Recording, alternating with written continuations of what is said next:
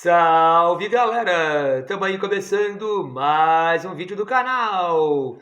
E na aula de hoje você vai acompanhar a Guerra Civil Americana e a questão dos direitos civis. Guerra Civil Americana e a questão dos direitos civis aqui no canal hoje. Bom, gente, então vamos dando sequência ao nosso estudo dos Estados Unidos no século XIX. Nós fizemos um vídeo sobre isso, né? Se você não viu, dá uma olhada aqui, tá bom?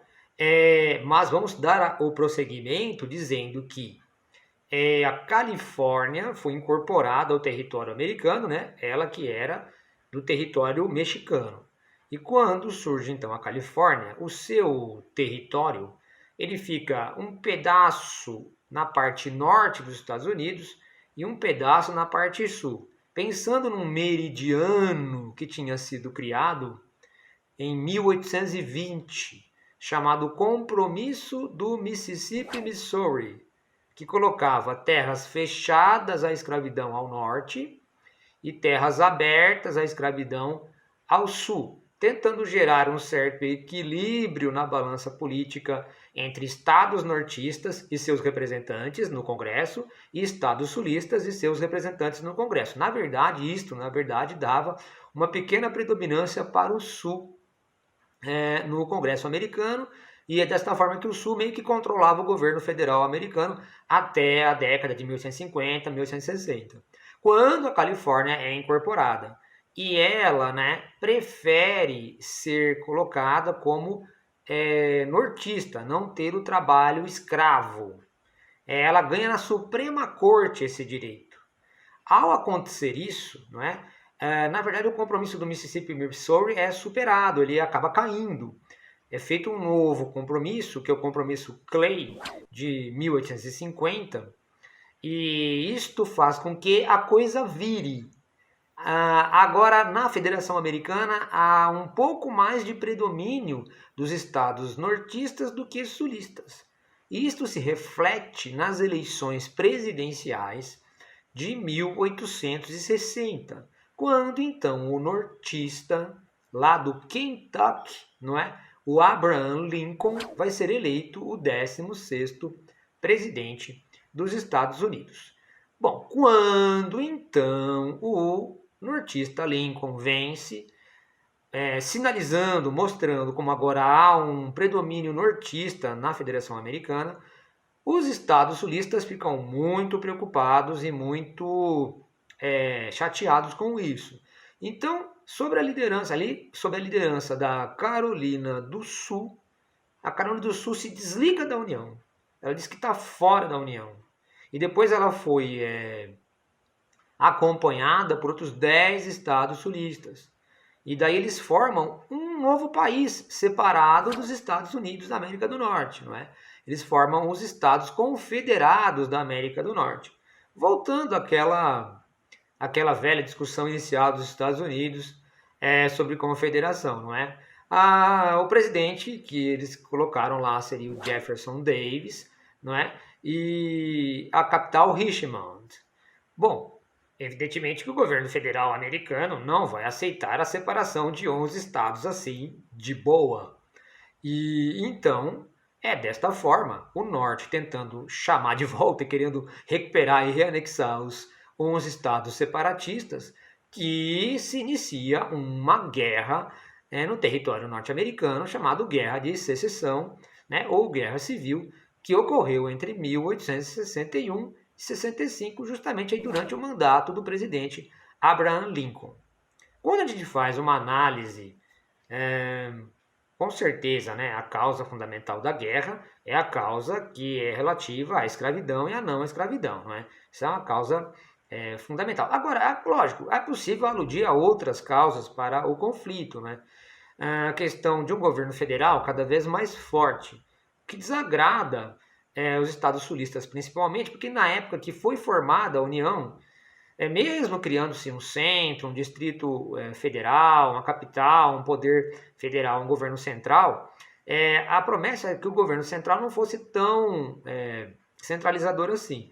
Então, alguns impostos que eles estavam criando, a impossibilidade, inclusive, de se deslocar escravos. Então, fazendeiros sulistas tinham escravos nos seus territórios do sul, mas eles tinham fazendas no território do norte, não podia deslocar os escravos. Então, uma série dessas questões todas fazem com que esses 11 estados queiram se separar.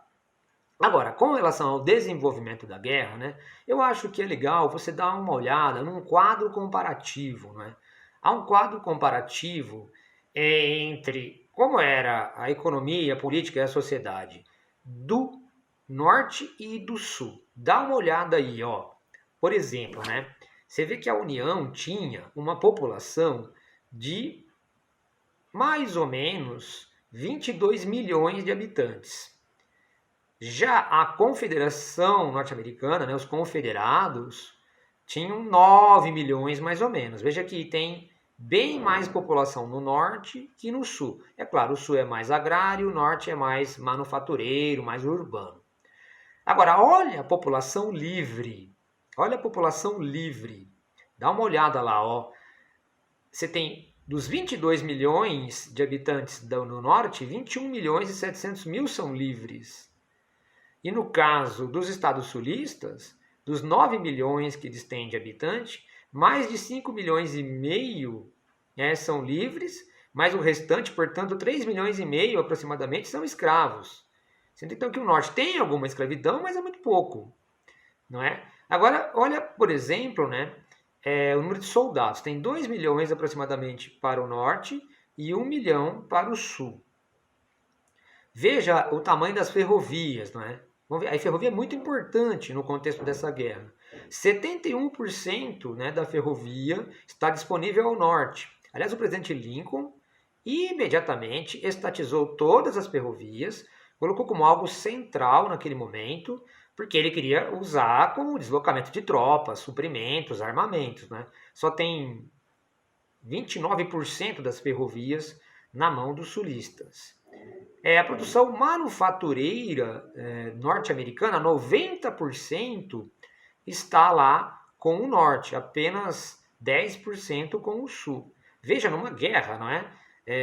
97% das armas e da produção das armas está com o norte e apenas 3% está com o sul. É claro, é evidente, o sul ele não tem indústria, portanto não produz armas, não o que eles têm são armas ainda que vêm lá da antiga guerra de independência e eles vão precisar comprar de fora, né? Essa é a ideia, né? E aí é muito importante dizer como é importante o controle da marinha norte-americana por parte do governo federal do Abraham Lincoln para exatamente fazer um bloqueio naval e impedir que os suprimentos e inclusive os armamentos cheguem para os sulistas. Com certeza os armamentos são muito inferiores usados pelos sulistas em relação aos nortistas, até um tipo de bala, né, na verdade eles usam até um armamento próximo ao armamento de repetição, né?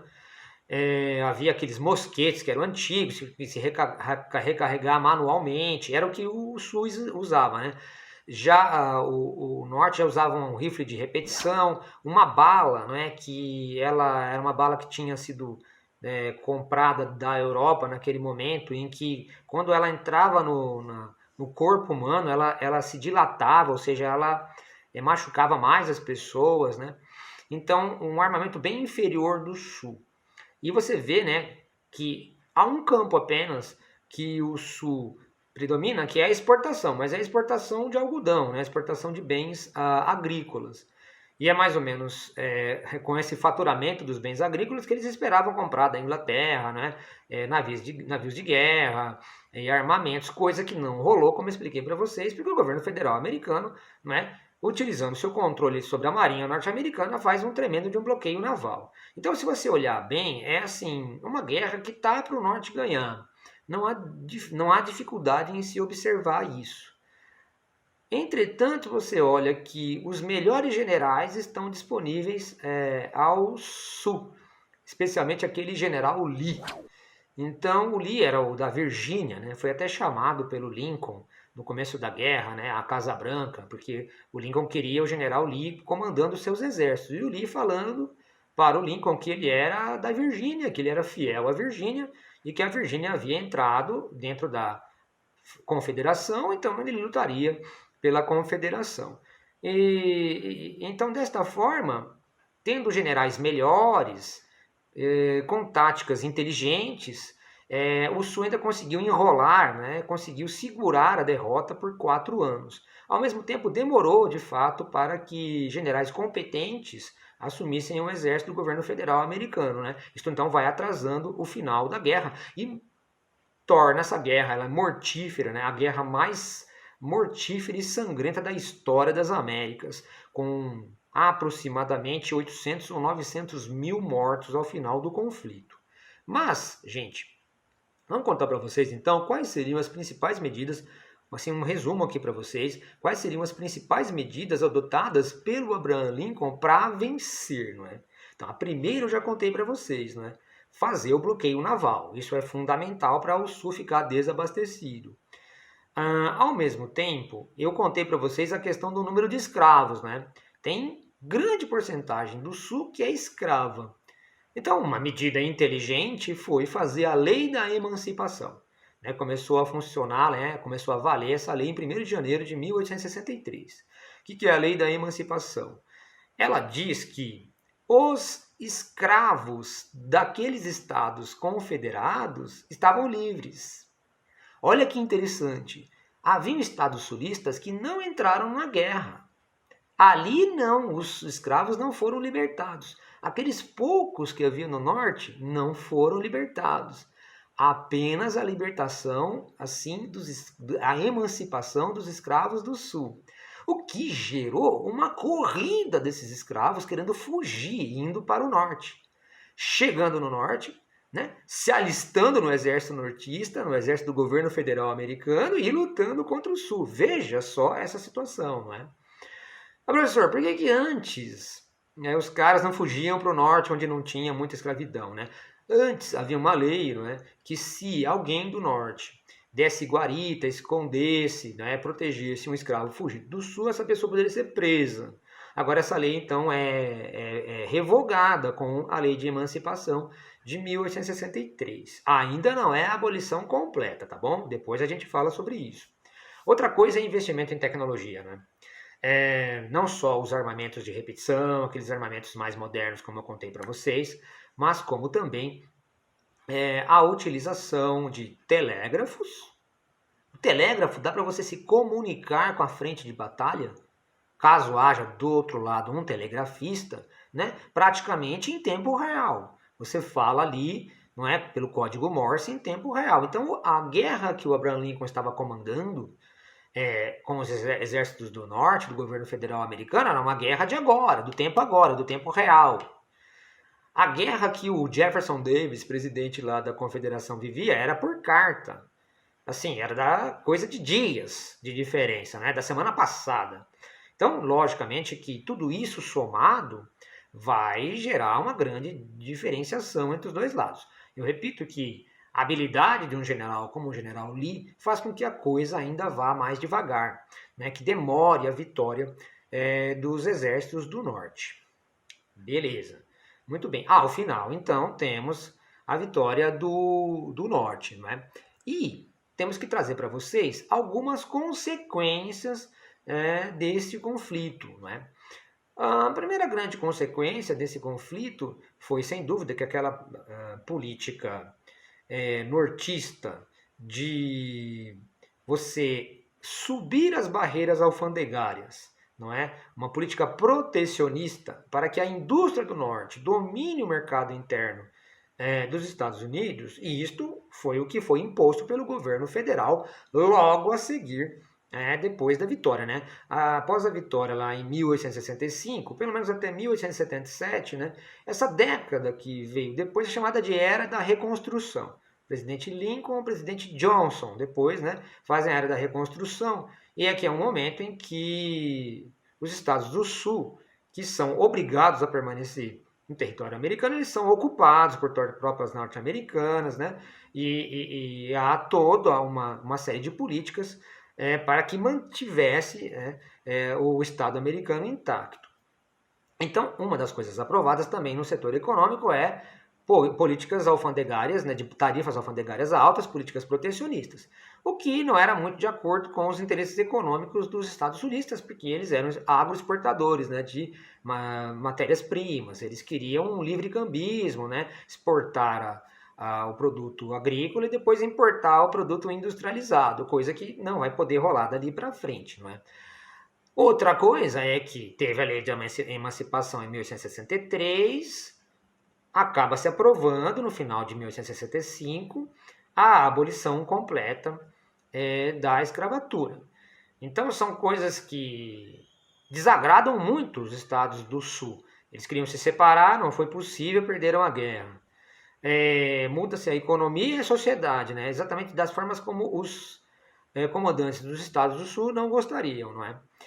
O presidente Lincoln até conseguiu em 1865 a reeleição, né? Conseguiu a aprovação da abolição da escravatura e conseguiu a reeleição, não é? Tomou posse, a guerra já praticamente tinha terminado, porém, não é, um ator que era um anti-Lincoln radical, né? Esse ator James Wilkes Booth, né? Esse cara, ele se aproveitou que o presidente Lincoln, né, foi ao Teatro Ford, lá em Washington, assistir uma peça de teatro e, utilizando, né, de ser um ator e conhecer, né, os caminhos do teatro lá, acabou assassinando o presidente Lincoln em 1865. Então assumiu o vice, que era o Andrew Johnson, né, que então completa o mandato do Lincoln, ganha mais outro mandato, né, ele faz aquele período que a gente chamou de Era da Reconstrução. Mas acontece o seguinte, a 13ª emenda, ela abole a escravatura, mas os estados do sul, de alguma forma, insatisfeitos, eles vão querer virar o jogo em relação a isso. Tá, aboliu a escravatura, mas querem manter a segregação racial em relação aos negros. O governo federal americano, de alguma forma, vai fazer certas vistas grossas em relação a isso. Há a 14ª emenda e a 15ª emenda. A 14ª emenda dizendo que todo mundo é cidadão igual norte-americano. Aqui, inclusive, não inclui, né, as mulheres e os indígenas, né, mas todas as pessoas do sexo masculino, e aí brancos e negros, seriam cidadãos iguais norte-americanos. Né? E a 15ª emenda dizendo que todo mundo que é cidadão norte-americano não pode ter nenhuma restrição eleitoral, todo mundo pode se alistar para ser eleitor, né? Porque os estados do sul começam a se movimentar para que, tá, aboliu a escravatura, mas a gente pode começar a segregar os negros, né? Então precisou da 13ª emenda, que é a abolição, mas 14ª, dizendo que todo mundo é cidadão igual, e 15ª, para que todo mundo possa votar também, não é?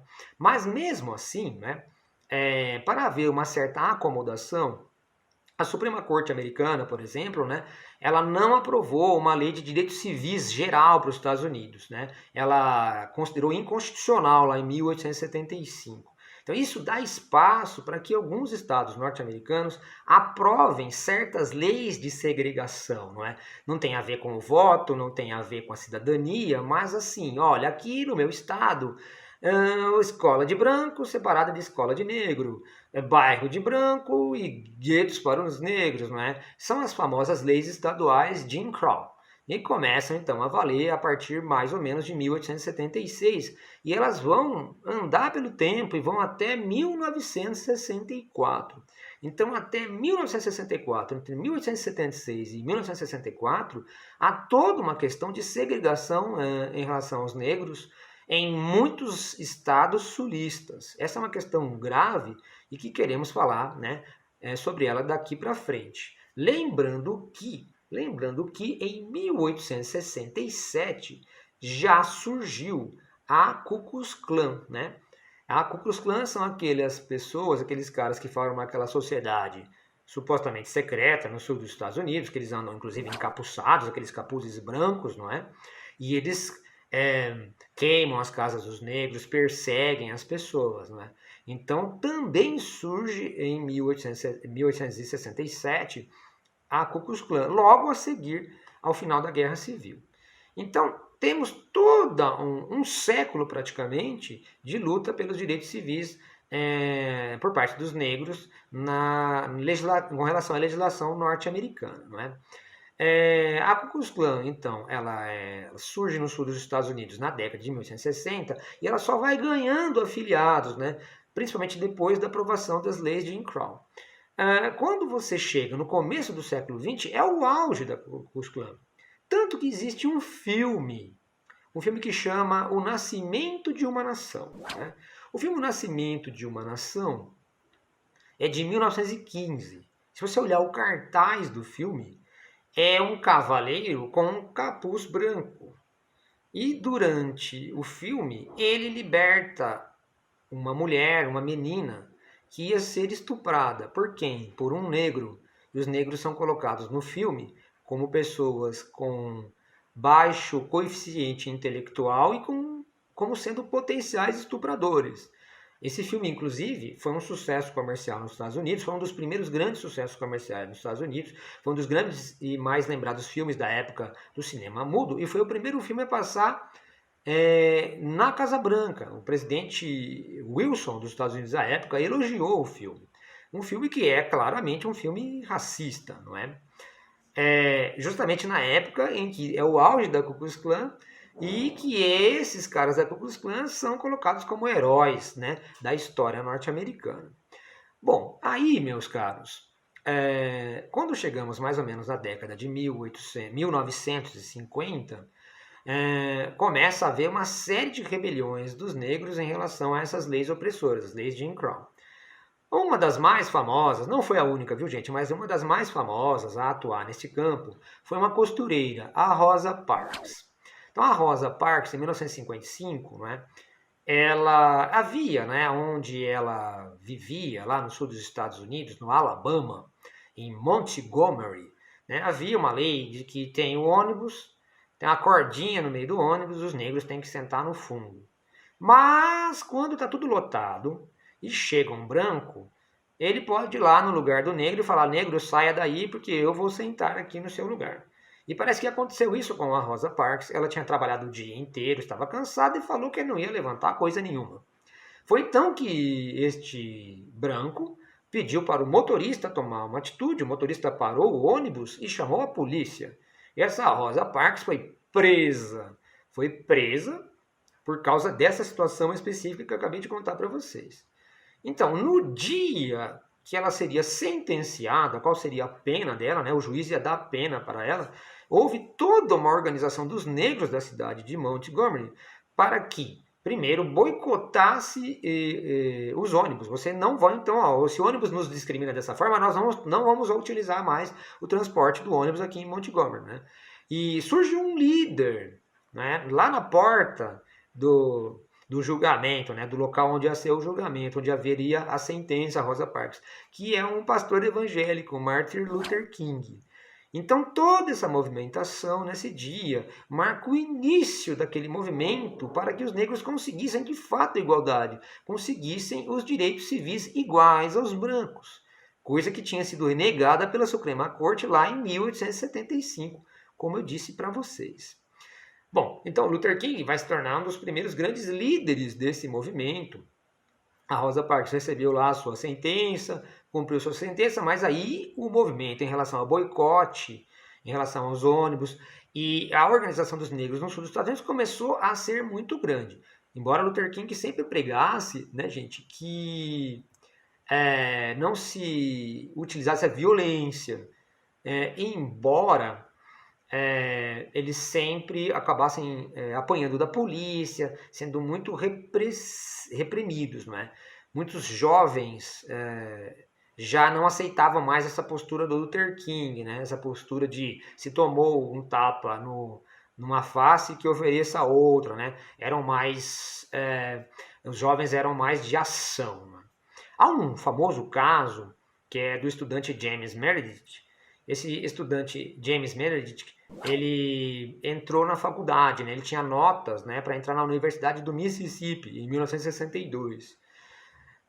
Só que ele era negro e a Universidade do Mississippi não queria matriculá-lo porque ele era negro. Ele ganhou na justiça o direito de se matricular.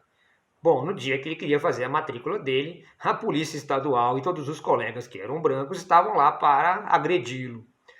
Então precisou chamar o governo federal e o presidente Kennedy telefonar para o governador do estado para que o rapaz fosse matriculado. E o governador não queria. Ficou isto no noticiário nacional norte-americano por muitos dias, até que o rapaz conseguiu fazer a matrícula. Já pensou você fazer a matrícula na sua faculdade e todo mundo querendo bater em você? Veja só, né? Tanto que ele nem terminou o curso de direito que ele queria fazer ali, né? Ele vai terminar numa universidade lá na África, esse James Meredith. Bom, então é um caso famoso isso, né, em relação aos direitos civis, paralelamente à época do Martin Luther King, isso foi em 62. Luther King, fazendo suas passeatas e seus movimentos, acabou fazendo aquela grande passeata em 1963 ao Washington, né? Ali havia pelo menos 250 mil pessoas em Washington quando Martin Luther King fez aquele famoso discurso dele sobre que ele tinha um sonho, né? I have a dream, né? O sonho em que no futuro todos seriam iguais. O ano de 63, em novembro, foi marcado inclusive pelo assassinato do presidente Kennedy, né? John Fitzgerald Kennedy. Mas o vice, né, que assumiu o presidente Johnson, acabou então finalmente, depois de todas essas movimentações, assinando a lei dos direitos civis a todos nos Estados Unidos, justamente e até em homenagem ao presidente Kennedy que lutava por isso. Isso foi lá então em 1964, né? Isto acabou acabando com as leis de Jim Crow em todo o estado, proibindo as leis de Jim Crow em todos os Estados Unidos, portanto, em 1964. Elas vigoraram entre 1876 e 1964. Porém, você sabe, né? Você tem direitos iguais, mas agora a movimentação dos negros nos Estados Unidos são por ampliar seus direitos e suas oportunidades, né? Muitos outros líderes surgiram. O Luther King acabou assassinado em 1968, mas outros líderes surgiram, né, com outros princípios. Alguns deles, por exemplo, podemos citar o Malcolm X. O Malcolm X ele foi assassinado em 1965. Ele já era uma pessoa ligada ao movimento do islamismo. O islamismo foi importante na década de 60 nos Estados Unidos. Muitos negros acabaram entrando para o islamismo. E até aquele boxeador, não é? O Cassius Clay, quando ele se converte ao islamismo, ele vira Muhammad Ali, não é? E perde o título de campeão mundial de boxe porque ele usa exatamente da ideia de que ele é islâmico, que ele é religioso, que ele é contra a violência e que é por isso que ele não vai se alistar para ir lutar na guerra do Vietnã. Então, paralelamente a tudo isso, a gente estava vivendo aquela famosa guerra do Vietnã e foi essa motivação que faz com que ele perdesse o título mundial de boxe, que depois, mais à frente, ele acabou recuperando. Mas o Malcolm X, né, ele já pregava que deveria haver uma ação violenta mesmo, né? É verdade também que os ideais do Malcolm X também foram influenciados por uma questão muito importante naquele momento, que era a descolonização afroasiática, pela ideia do pan-africanismo, né? De formar uma grande nação africana, né? Agora que elas estão se libertando do domínio do imperialismo europeu. Há um movimento que surge após, né, porque assim, estas ações do Malcolm X acabaram influenciando o movimento do Black Power, né, o movimento do Black Power, e também surge na Califórnia, em Oakland, né, o movimento dos Panteras Negras. Né. Os Panteras Negras são um partido político realmente e que pregam a revolução armada mesmo.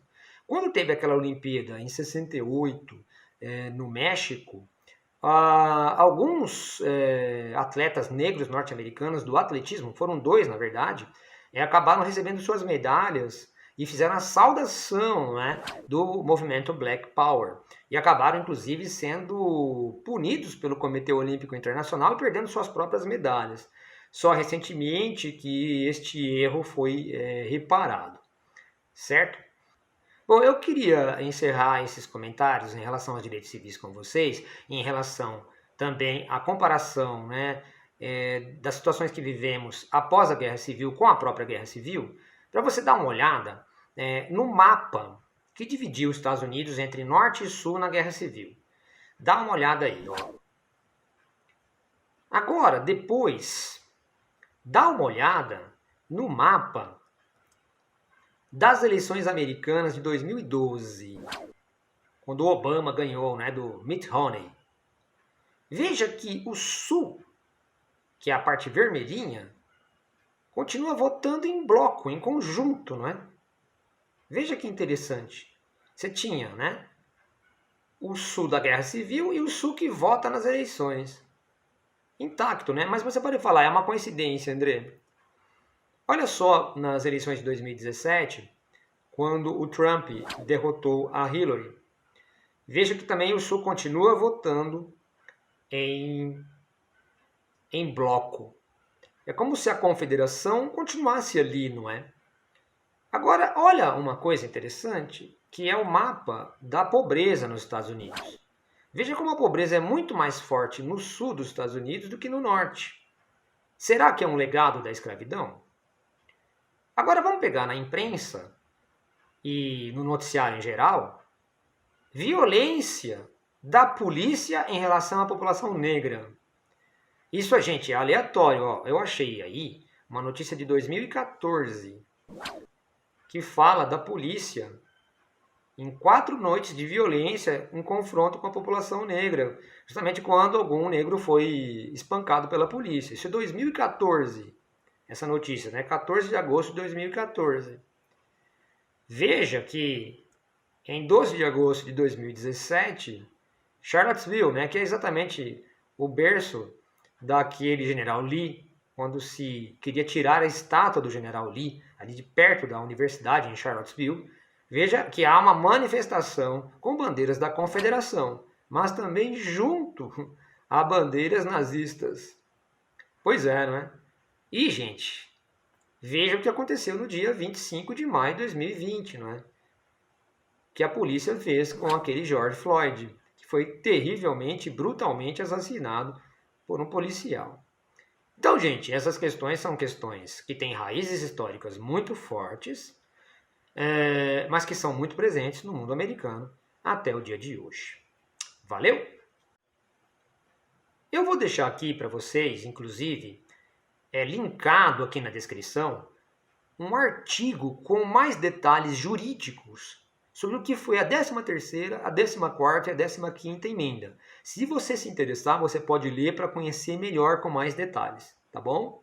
E vou deixar também para você, assim, indicado o link com um trechinho de um documentário do Michael Moore, chama Tiros em Columbine, em que ele coloca um desenho animado, bem rapidinho, resumindo a história dos Estados Unidos. E eu gostaria que você, inclusive, desse uma olhada nisso, que eu acho que vai ser super interessante. Obrigado por assistir esse vídeo até agora. Aproveita, deixa seu like, compartilha, se inscreve no canal, ativa o sininho e tamo junto!